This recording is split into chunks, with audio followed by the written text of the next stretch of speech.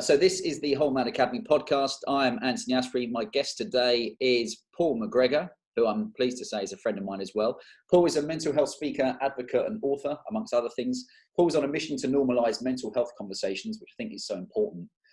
One thing that Paul does so well is do that through social media so well. Paul spoke also at 2 of our Whole Man Academy events, which is a fine effort. And the big thing I think for Paul is helping those that are suffering maybe in silence. So Paul, welcome to the Whole Man Academy. Thank you, man. How are you? I'm good. We're flying through the podcast and we're trying to get a real mixture of guys like yourself who, you know, on the outside maybe are a normal guy, but on the underneath have got a huge kind of amount of tips, knowledge and things that we can pass on to the people listening.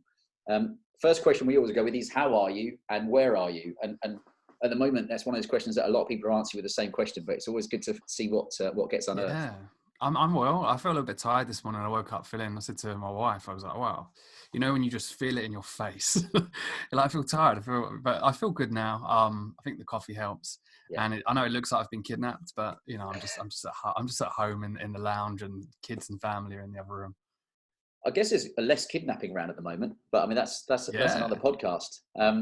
But like you said, we spoke briefly off camera about the joys of trying to work from home, and you know, you and I both work from home more than most people, so maybe we're kind of a little more attuned to what you need to be and what have you. But how's it been for you? Just you often are in London speaking at companies and at events and etc. So how's it been for you in the last, I mean, what is it now, 6 weeks of just being pretty much at home the whole time?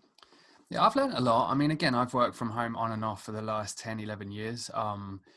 And you go like that, right? Like sometimes you're super productive, sometimes you're not. But prior to this, you know, we had a little office based in London, just on Mortimer Street, near Oxford Street. And I was working maybe four days a week up in London, to commuting quite a lot. And this has made me realize that I was going so fast, busy. And, you know, actually it's been quite nice to chill a little bit.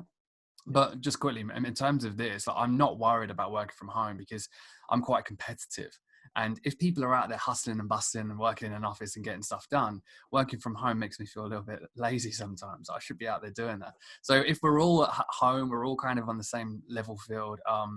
I've actually enjoyed it. And funnily enough, I'm actually almost in a way feeling a little bit of anxiety around going back because you're now in that comfort zone blanket again, right? Where like, I quite enjoy working from home now, and you know, but we'll see how it goes. You make a good point there. I mean, we had Mark Bailey, who's the psychotherapist, on probably, I mean, just around the time we went into lockdown, and spoke about the effects not just of, you know, the whatever's going on with the virus, but actually the effects of for some people of going out afterwards. And one of the guys I think we spoke to, it said it was kind of similar to, you know, that feeling when you were young and you'd been off for your 6-week summer holiday, and then you were going to go back, and you're only going back to what was normal, but it's been such a big break from it that you've kind of forgotten what normal was. Yeah, exactly. I think that's going to be a big problem. And even obviously I'm doing a lot of work for, you know, mental health in the workplace, and, you know, we're kind of working with companies on that now because they almost expect when everything goes back to normal that, you know, the lights are going to go on, everyone's going to come back to their desk and everything's going to be fine. But actually, you know, we kind of say it's very similar to if you've had like a 3-week holiday and then you go back to work on that Monday morning, like the lack of motivation, the lack of drive, you question in your life because you want to be sitting on the beach. You know, all of that will kind of play in. And I think this period has been, people have been questioning a lot. They've been questioning their lifestyles, their careers, you know, what they were doing prior to this. So it's definitely going to be an adjustment for a lot of people, for sure. Yeah, no, it is. I totally agree. It's such a big adjustment. And like you said, questioning, I think for a lot of people, it's going to be questioning, do they actually need to be in the office? You know, do they need to be commuting? Exactly. I'm trying to think what podcast it was I listened to where one of the guys said, and it's funny, sometimes you can listen to stuff a while ago and it might seem ridiculous, but everything's changed now and you have to reconsider some of the things you dismissed. And one of the things was about, you know, in the future, these high-rise office buildings, for example, in Canary Wharf, will actually just be used for the homeless because you won't need all of that and getting all these people together. And it's certainly something that, again, it's easy to dismiss it, but it's easy to dismiss a lot of things that are now becoming the norm that 6 months ago you'd have laughed if someone said it. Exactly. And like what I like about this period, and I was about to put a video out as well about lessons that I've learned and the innovation that we're actually seeing during this period as well. That doesn't take away from sort of the tragic stuff that's happening out there. But, you know, I'm looking at myself as a consumer, and last Thursday, there's a little local bakery and you could order brownies and they deliver. And this local bakery, they sold out about 120 boxes of brownies, £18 a pop, in, I think it was 90 seconds, just to like the local area. It's like the buzz on social media is real. They do the most amazing brownies. And I was saying to my wife, I was saying, you know, if I can imagine myself on a Saturday afternoon sitting there thinking, I want to order some cake, and being able to do that from like a local bakery. Now, it sounds silly, but like I would never have thought of that prior to this. And I think, as you're saying, there's going to be so many people that have proved they can work from home. They're not going to go back to the office 5 days a week. They're going to challenge it. They're going to say, well, I've shown you I can work from home. Can I work from home 1-2 days a week? So people will have to adapt prior to this as well. Well, that's a good point. And I think we know today we've not got 3 hours to spend together. And I always say the greatest thing for me with the podcast is having really interesting people on, is that actually you could go for 3 hours and still cover some great topics, but I know we'll try and rattle through them. But take me back just quickly to, for the people that don't know, you know, we got introduced through our Whole Man Academy initiative, and you came to one of our first events at Soho House. And we also then invited you to speak when we did our kind of launch party for the initiative at Geese and Hawks. And talk me through what that was like, because although it was obviously you do longer speeches, but it was only a kind of a couple of minutes speech, which it's hard to condense what message into that. But I recall us standing on that balcony looking down with Jeremy Vine and Gabby Roslin and the BBC presenters and people from banking and sport and media and all this stuff. Take me back to what that was like for you, and also why you thankfully got involved with the Whole Man Academy. Yeah, so I remember that it was a funny sort of presentation. I've never done it that way, because obviously, you know, I talk now very openly about mental health and losing my dad to suicide, the story about that, you know, in terms of the fact that my dad was someone who had no signs of mental illness, was very kind of achieved a lot in terms of work, you know, friends, family, physical health, everything, like tick, tick, tick, tick, tick, tick. No signs of any kind of, you know, mental illness. And then very quickly had a breakdown and, you know, attempted suicide sort of, you know, a week later. Found himself then after that attempt being sectioned, spending time in a mental health unit, really being exposed. I was 18 at that time to mental illness. Like, psychiatric ward was the only thing that I saw in a Hollywood movie, you know, and you know, now being there, seeing my dad in this environment was a tough experience. And then obviously, sadly, you know, losing him when I was 18 to suicide. And just my story is always like, I didn't talk about it for a long time. I was nearly 19, so 19, 20, 21, you know, a young guy from sort of Essex. At that age, when you're 18, 19, you think you're an adult, you think you're a man. Suicide comes with a lot of different challenges as well. You know, do I grieve? I was angry. You know, was that my dad's decision? So should I be upset or should I just move on? So all of that kind of, those confusing questions I had to answer personally was something that I had to do. And very thankfully, I did find some help through therapy and reading, and, you know, all of that kind of, you know, got me to a place where sort of 7-8 years later, I thought to myself, I want to share this story to try and help people like my dad. So yeah, when you guys asked me to share that story and you were like, you've got 4 minutes, and I'm like, how do I get that across in 4? No, I've just done that in 30 seconds. I'm probably getting better at it. Yeah, we should record this. Yeah. So just play that. You have to book me to do a speech now. But yeah, it was a great experience. And, you know, I love, it sounds funny, but, you know, I say I love telling a story. Sometimes I tell the story and I cry my eyes out, like on in front of people. Not like blubbing, but just, you know, tears come out. And then sometimes I can just tell it and, you know, it doesn't, sometimes I tell it and I feel happy, like, because I feel like I'm sharing that message and I'm helping people. So like, it depends. But on that day, I think I remember looking down, and it's funny because I know you've just had him on the podcast, Danny Crates, right? Yeah. I spoke to him yesterday. Yeah. So all of those people there, like you said, there was people that I'd recognize from TV or whatever. I looked down and I saw Danny Crates, and that threw me. The reason why it threw me is because my dad ran for the same running club that he did, right. Thurrock. And I remember my dad spoke a lot about Danny Crates. And I think they ran together a little bit. I don't think Danny remembered my dad, but I remember Danny came and gave me a medal when I was at school because I won like the county championships. And it was so funny because I do a talk, but when I see someone that my dad knew, it just threw me. Yeah. And it kind of put me in a much different headspace. So yeah, like I said, I share the story to try and help people that are suffering in silence, to try and help people talk about mental health. And as you are probably aware with the work that you're doing, when people share their story, it's amazing what that vulnerability does. It kind of gets people to maybe talk back, to share what they're going through. And it's that kind of ripple effect. If I can do that and get one person to share, that person can get another person to share, and so on. It's like, that's where the normalizing of mental health conversation kicks in. It is you said that, but it's like a ripple effect, isn't it? As you say, normalizing it.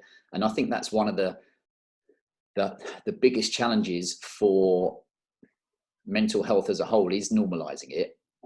And it's interesting, actually, you said about that. I very briefly spoke on a podcast that the guy hosts out from California the other night. And one of the things he asked me was about, being a strong man. And I said, listen, being a strong man, as we know, it doesn't mean you hold everything in. Actually, if you want to be, in my view, a strong man going forward for longevity, it's actually allowing yourself to release that pressure valve of stuff that builds up and talk to someone. And as you said, even with you telling your dad's story, imagine if you didn't and you were still just trying to go through your life now with that bottled up inside you.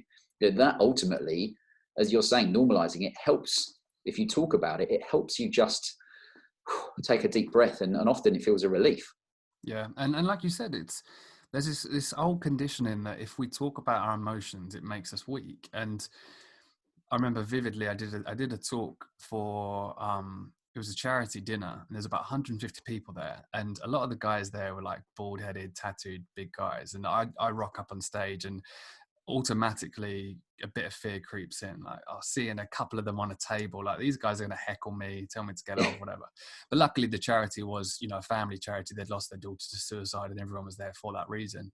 And I remember coming off, and a couple of the guys approached me, and they were like, "You've got the biggest balls I've ever seen." They were like, "I don't know how you do that." And it was actually really refreshing to me to kind of see these big guys that I stereotypically say, "Oh, they're strong," and they're going to judge me because I'm there talking about my emotions. Turn around and say, "Wow, like, that's strong that you can get up and talk about your feelings." So, I think the modern day man is changing.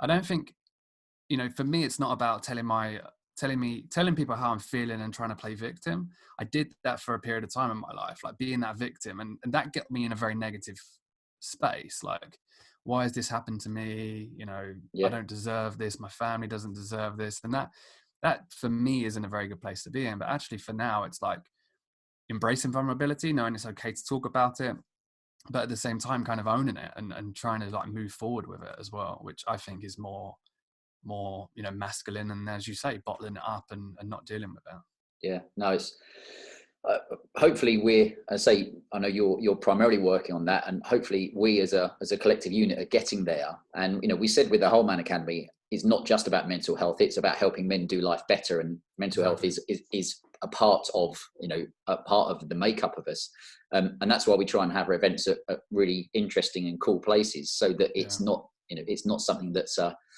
let's call it a self-help group. It's more like a cool event to go to where you're going to learn some good stuff. One of the questions we ask often our guests towards the end of the podcast, but I'd ask you now, is there a point where you've had a light bulb moment that you've kind of had that realization of something that you felt has enlightened you, whether that be around your, with what happened with your dad or those years ago, and you, after X amount of years, wanting to kind of talk about it?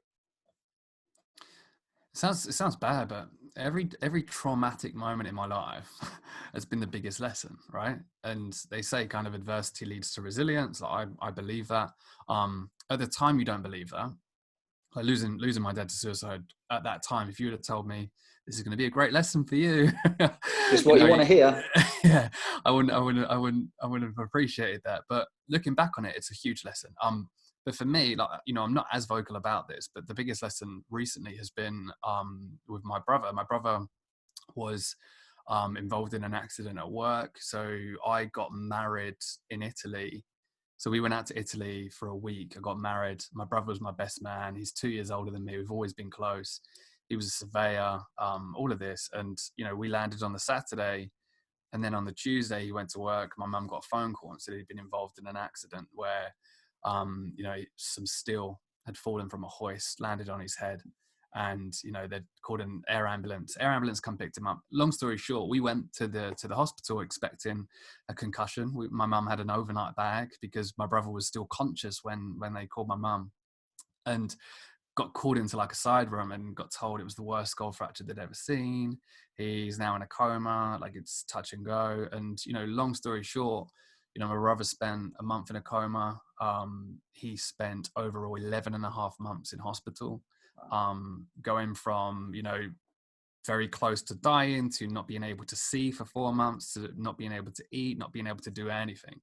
And that was when I made the decision to switch full time into mental health, because at that time I'd learned so much, and luckily, kind of looking at it now, my brother still has, you know, my mum's his full-time carer now, but mentally my brother's fine. Like, he's got the same shit sense of humor. Yeah. You know, he's the same brother. Like, he remembers everything. To lighten the mood, a funny story just quickly was, prior to that, we went on my stag do. So he and my two friends and all of my friends, they kidnapped me, and we went to Krakow for 3 days.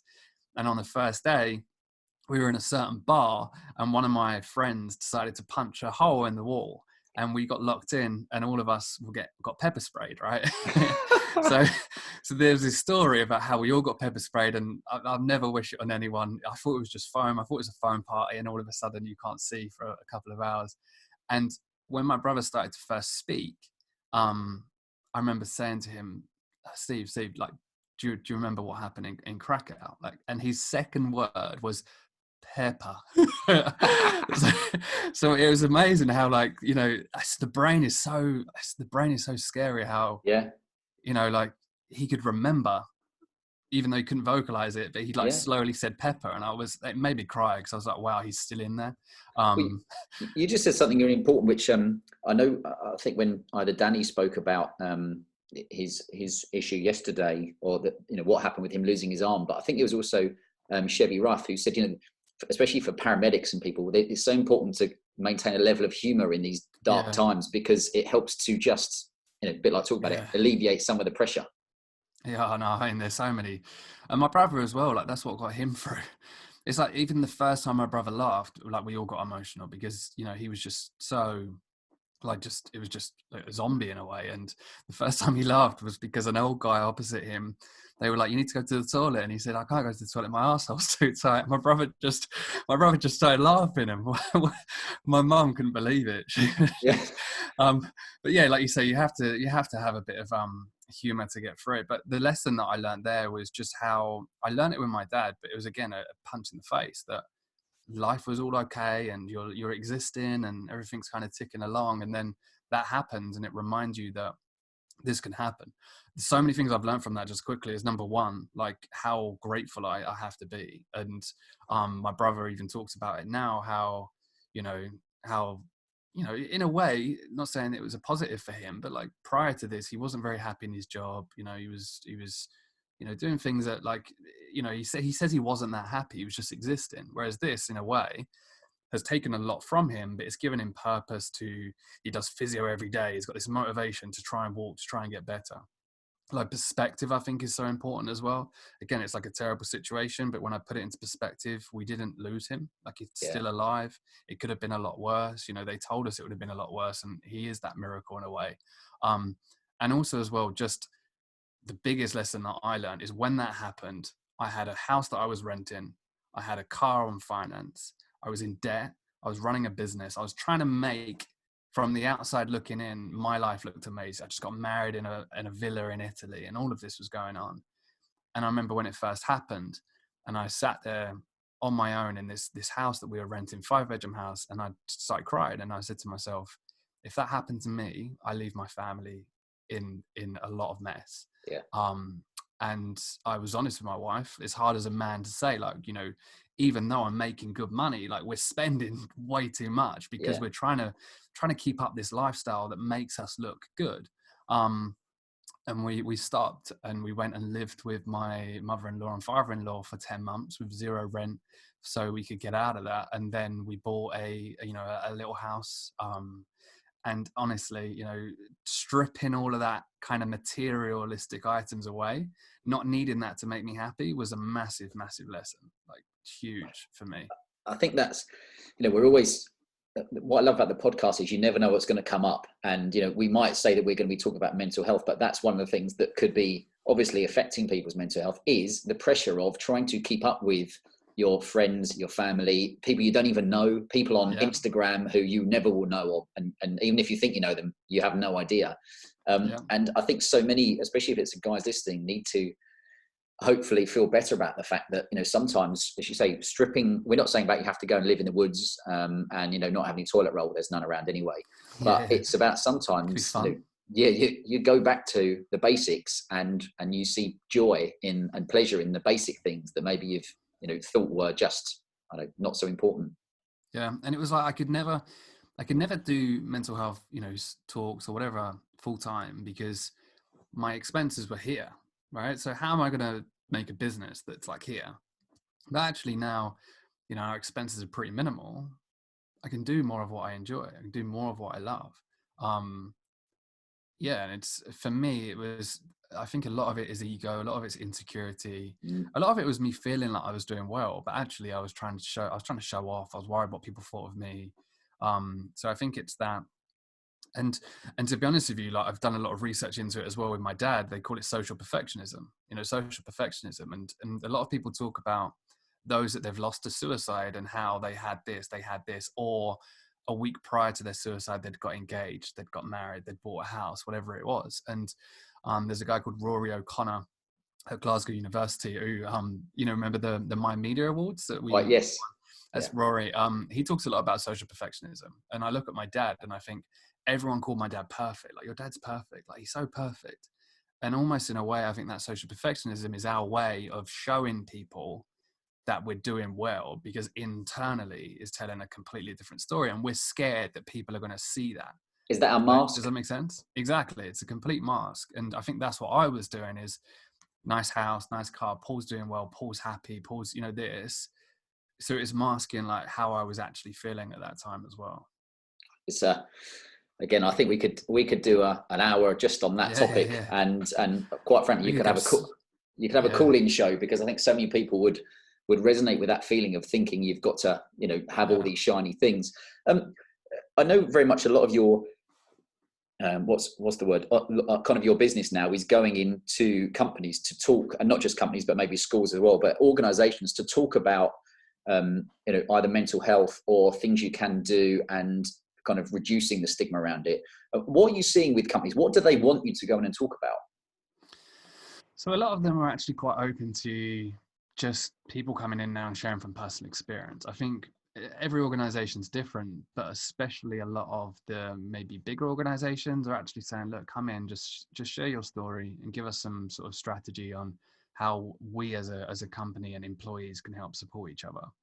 I think a lot of it always boils down to, how do I support others as well, which is just natural as human beings. I think I was reading something the other day about how we struggle to take our own medication, but we're very good at telling people to take their medication.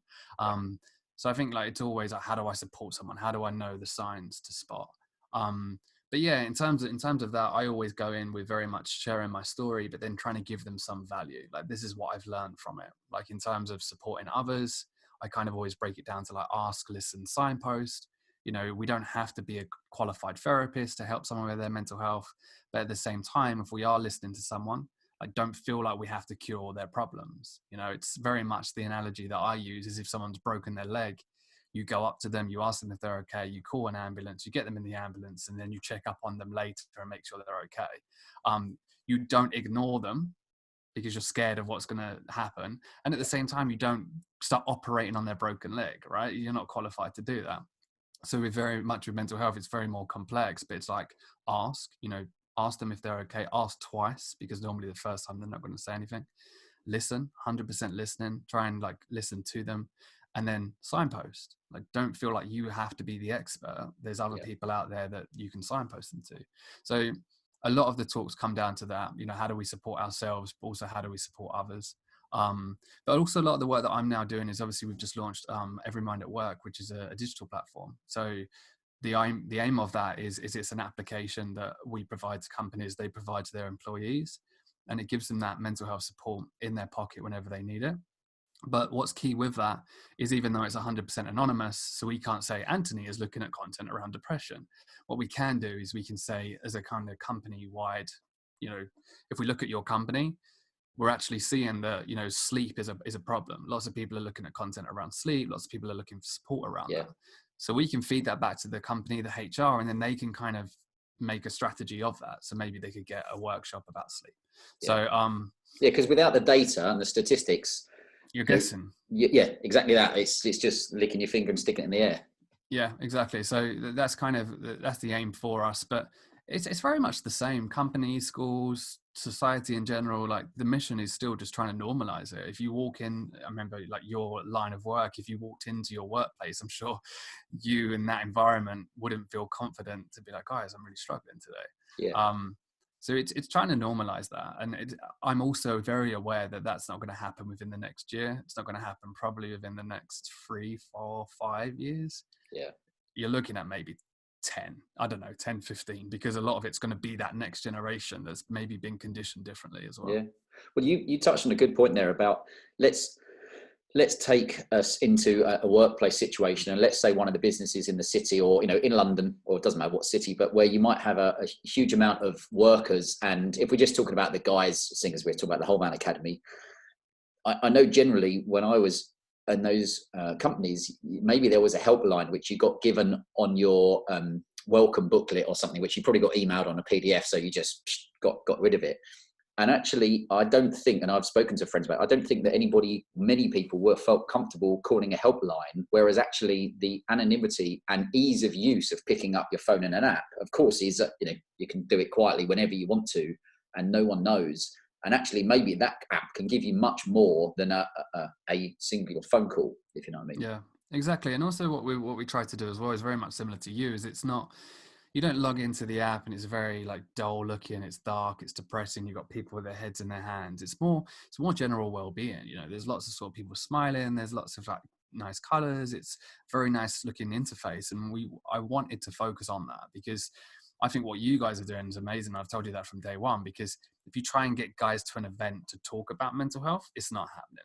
Like, you're going to get some, but they're the guys that are probably already talking about it, right? Yeah. Like I don't know, actually. No, but you're right. You'll end up getting a lot of us that are interested in it to come along. Exactly. And you're like, in a way, that's not who our target audience is, to try and, as you say, normalize it. But actually, our kind of, let's call him wellness coach, John Downs, will be doing some of the corporate stuff. His line is raising the baseline of well-being. Yeah, exactly. And that's, as you said with the app, it's not about taking someone that's mentally ill, because that is, and we should obviously say here, I don't know about you, but I'm certainly not qualified and I'm never pretending I'm qualified to be a mental health expert in that respect. We just know hopefully a lot about it, and what we're doing is, the more you discuss it, the more open it becomes, and as you say, normalizing it. But yeah, it's raising the baseline of well-being. Exactly. And there's also a massive still blurred line confusion around mental health, mental illness, right? It's like, even I do sometimes, when we talk about mental health, everyone still is expecting us to talk generally about mental illness, which a lot of people obviously do. But let's be honest, when you talk about physical health, you're talking about fitness, working out, all of that, more positive side of it. So I think we're slowly getting there, but whenever we say mental health, we're just expecting mental illness. But mental health, as you said, like a big part of me improving my mental health early on was dressing better. It was kind of like, taking a bit of pride in my appearance. And even though it didn't cure the deep, traumatic stuff that I was dealing with, it helped. Exercise helps. All of that helps. General well-being. So we definitely need to shift away from, like, as soon as we mention mental health, it's like, oh, mental illness, because everyone has mental health. It's just something that we should be able to talk about more. Paul, is that, I mean, you've hit something so big there that we have the internal wranglings, I don't mean between the team, but because we want to get it right. And, part of it is about reframing it I always use that example. If I went back to my desk when I worked in the city, and you might have hundreds of guys there, and you stood up and said, hey guys, who wants to come to a mental health event this weekend? No one at all. Yeah. And including me, I'd have said, there's nothing wrong with me. Why would I? Yeah.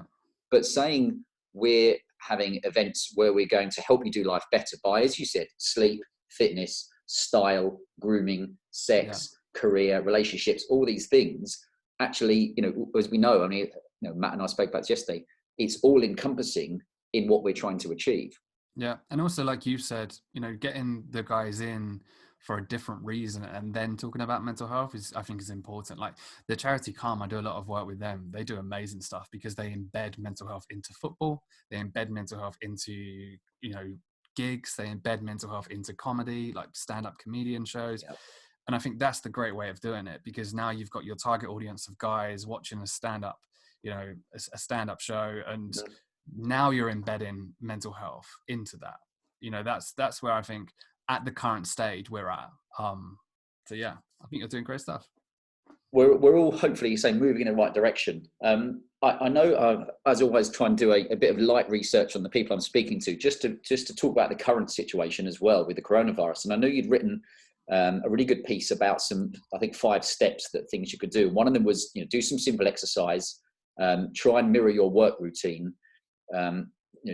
not using the internet too much, but use it in a good way. I mean, hence why we probably wouldn't be doing a podcast if we didn't have Zoom now. And also the important one was actually, I thought about using your usual commute time to do something that's for you. So is it meditate, journal, read, spend time with family, instead of just adding on an extra hour either side to do more work? Mm-hmm. Yeah. How would you research? Thanks. I've been up all night doing that. But they're all really good points. But I just wondered if you could talk. People will often say, "Oh, yeah, I know about the fitness and what have you." But as you said, just that thing of the commute, because everybody can do the rest of it. But the commute for me was the bit that's really changed at the moment. I used to do an hour to work, an hour home. But now if you didn't have that, as you said, what are the things you would suggest you could do? Yeah, it's like you say, normally we're going to fill that with more work. But I think it's just, I always say your morning routine's extremely important. So just before and especially now you're working from home, it's very easy, to just open up the laptop and crack on. Just utilize that morning commute time to, do whatever works for you. Again, it's so individual, but it could be exercise, it could be, meditation, it could be journaling, it could be reading, whatever it is, spend some time with the family. So that's what I am trying to do. But also, if I'm honest, like, I'm putting that advice out and I'm sure you're the same. It's like a lot of it does come back to just doing your best as well. I think, this morning I woke up, kids woke me up actually at 7, got showered. Then I went to our little local bakery, got some fresh bread. So just getting out and stuff like that, and then come home and then started work. Yeah. I'm not like meditating, I'm not reading, I'm not doing all of that, but just doing something before work still helped me. But yeah, I think like just doing some form of self-care, because otherwise we're going to burn out. And I think we were talking about this prior to recording the episode, like we're both working quite a lot. So, I need to switch off, laptop shut, do something for me to make me feel a little bit better. Because actually what we need to realize, and I've learned this with time, is working more doesn't mean that you're doing more. It doesn't mean you're having more output. And at the same time, working more today, I know it's the weekend tomorrow, doesn't mean that I'm going to have huge high productivity tomorrow. Whereas in fact, if I probably did like a solid 8 to 5 day, switched off completely, spent a bit of self-care time, that next day my productivity is going to be higher, which means I'm going to get more output done across the 2 days. So I think it's that shift, because if you've got so much on, you think I need to do so much work. But actually that can make you feel burnt out. It can make you feel tired. It can make you feel sluggish. So it does actually impact productivity, longer term as well. It's an important point to think about, because it's very easy for people at the moment to, just work. If hopefully if they've got work to do.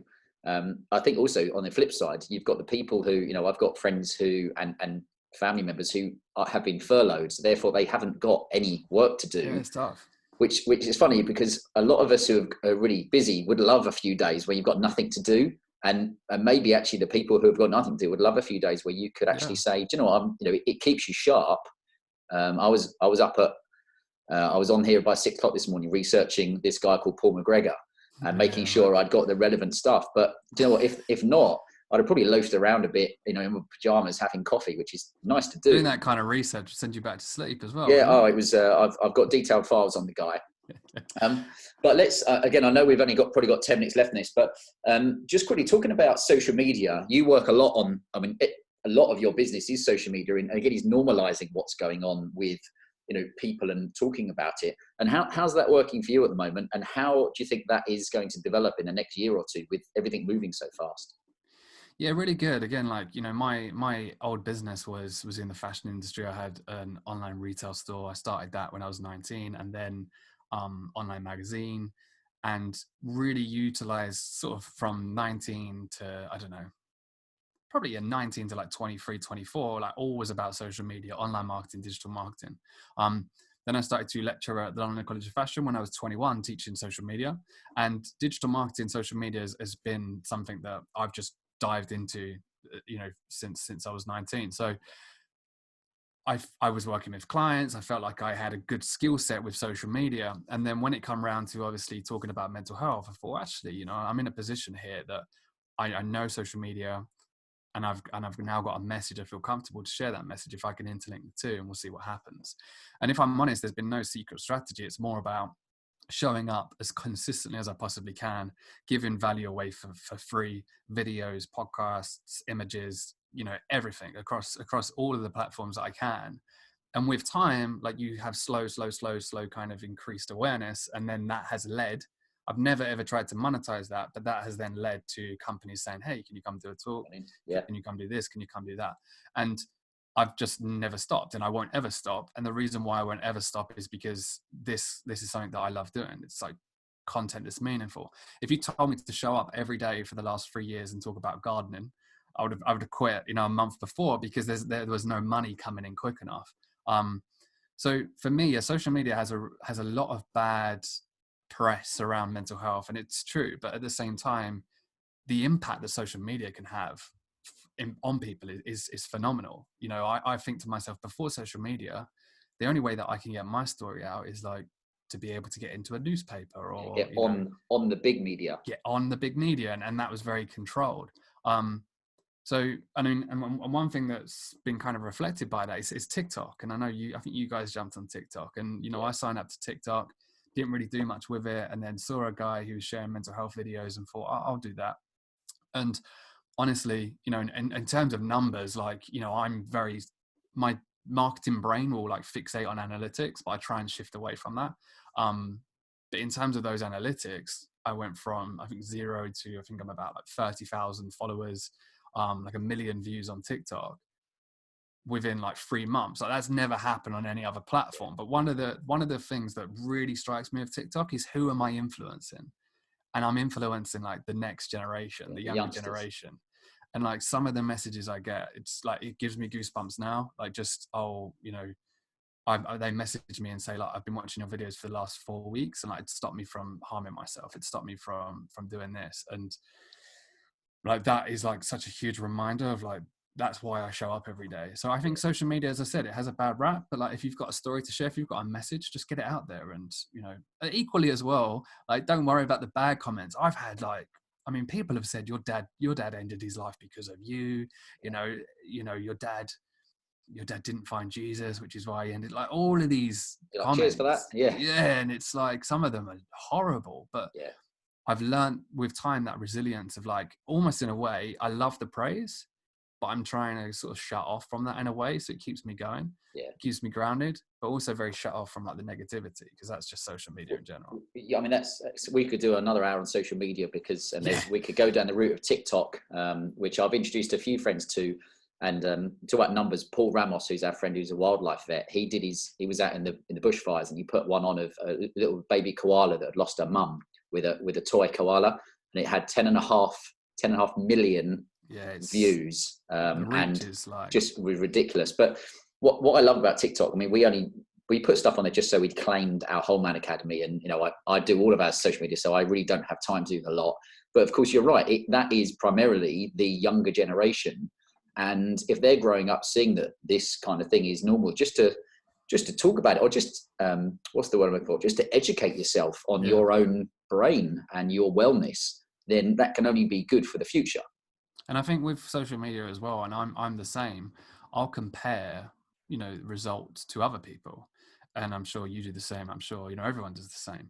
But actually, I constantly remind myself, why am I doing this? And the reason why I'm doing it is to try and help one person. Now, if I share 10 posts and out of those 10 posts, I help one person, is that mission accomplished? Yeah, it is. So there's also as well, like if we look at likes, let's say I put a post on Instagram today, it gets 5 likes. I'm like, it's not hasn't done very well. But out of those 5 likes, you've probably maybe still reached like 50, maybe 100 people. Yeah. So even if someone's not liking on it, even if someone's not engaging on it, what I'm actually finding is people are still being influenced. Like even if they're not engaging, they're still being influenced. And I like I said, I speak to a lot of influencers, and I was chatting to a guy yesterday. He's got sort of 2 or 3 million subscribers on YouTube. And he was like, he felt like giving up, so many times because he was been making videos for like 9 years. Yeah. And he's felt like giving up so many times that slowly it starts to mount up and mount up and mount up. And now he's obviously at a level that, he's just crushing it. Yeah. Now, like, imagine that question of like, imagine that day he gave up. Like he was just, I'm not going to share anything anymore. Like, well, that for you, I mean, like us all, it's like saying, if you carry on doing what you're doing, and then we see you in 3 years' time or 5 years' time, either some people give up. When you can understand it sometimes because of, maybe it's the monetary thing or it's just time, but also it's about a lot of the successful people you see. You only see them now because they're successful, but you didn't see them back when they had 10 followers and 4 likes. Exactly. or 0 likes, and they were in their bedroom doing videos, and now they haven't got these cool big studios and stuff. Exactly. Just like us in my bedroom. bedrooms. But yeah, I mean, that's the thing, isn't it? It's saying, exactly. Sometimes it can come so close to giving up. I mean, on life as well as on your big project. And often, maybe if you just spent some time, sometimes you need someone else to take a bird's eye view of it with you and say, look, let's not concentrate on the result today. Let's concentrate on it going. Exactly. Which is why forward. Like what you're doing, what I'm doing, what other people are doing now, it has to be meaningful. Because I look at that as I say, like, this is going to take 10 years. So am I willing to keep doing this for the next 10 years? Like 100%. Yeah. So you have to have that meaning to carry on. Otherwise you're just going to give up. Yeah. It'll get tiring, and the late nights and the early mornings will, for me, I don't feel like it's working. I've been up till midnight some nights this week on either podcasts in other countries or working, but I don't be like, I've got to work. I'm like, I can't wait to get back into it again. Yeah, and that's I think that's the important thing for a lot of the guys that are working in our sector, in our space, is that it's hopefully you're doing some good. Now I know you've got to probably jump on another call in a bit. Just a couple of quick fire questions for you. Could you tell us 1 or 2 of your heroes growing up? And it hasn't got to be to do with anything with mental health. It could be Ian Rush, for all I care. Oh, Ian Rush, Steven Gerrard. I was going to say Michael Owen, but that just disintegrated as I got older. So I'd say Steven Gerrard, and I'll say my dad, actually. I'll say my dad, because I did look up to him a lot. His work ethic, everything was on point. And my mum, 100%. Like those, my mum and my dad combined, like I'm very grateful of how I was parented, 100%.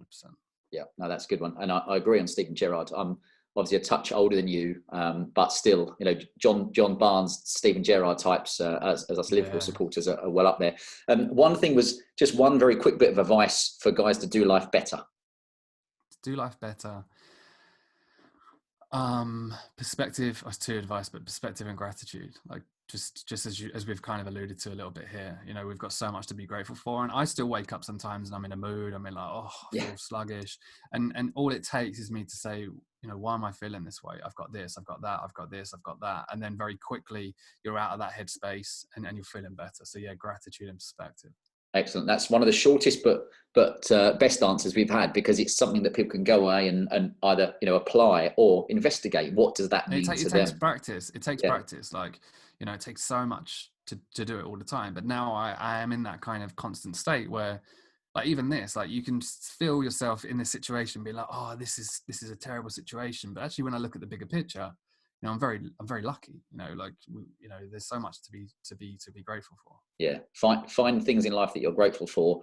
And I always say, if you're completely stuck for something to be grateful for, be grateful that the sun came up this morning. Because if it doesn't, we're really in trouble.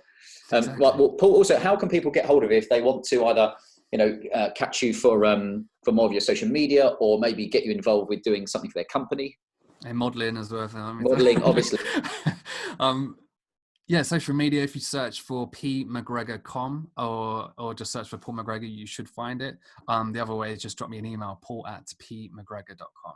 Paul at pmcgregor.com. And then, Perfect. and also the company is everymindatwork.com. So if you want to check out the app, any of the kind of workplace mental health stuff we're doing, that's there.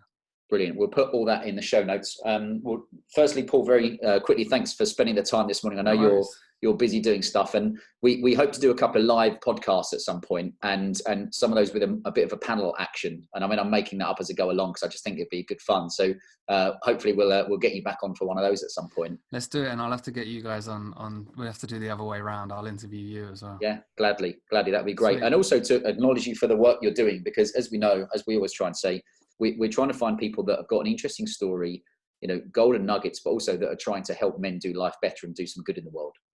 Yeah, straight back at you. I think, as I've said, I stand by what you guys are doing. I think it's the right way of doing it. And as you've kind of alluded to as well, if you just keep doing this for the next couple of years, I'm sure it will help a lot of people as well.